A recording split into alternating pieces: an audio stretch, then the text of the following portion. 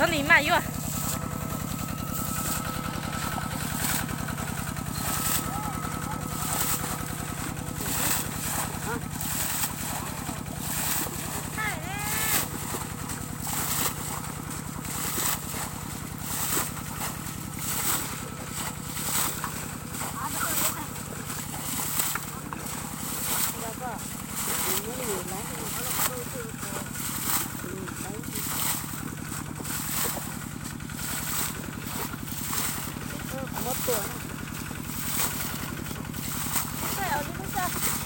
liệu có luôn hả Ly ạ?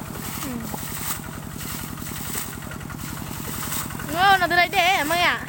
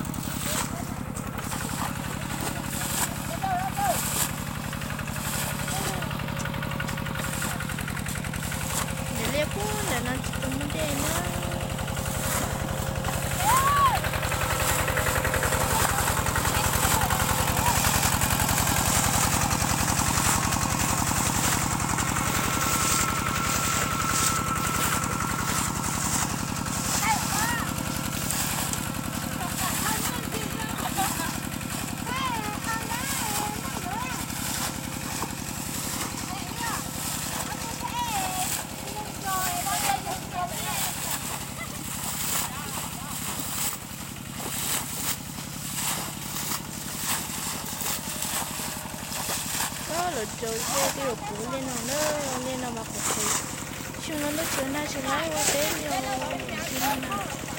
lấy một tên nó chơi na để chúng nó chơi đi chơi cho hút là nó cũng đi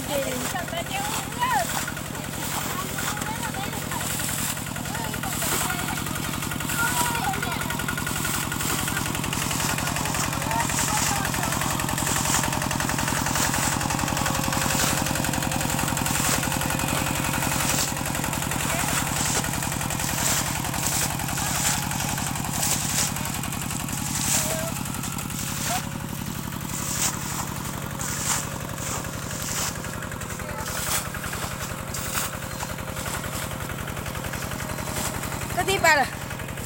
Ê, tụi chúng cầm đô hả? Ô, chả đã quá hay lắm nhỉ ha. Mang cái thế này nên đồ tẩm á. Cái này đồ tẩm hết sẽ mang khoai nữa.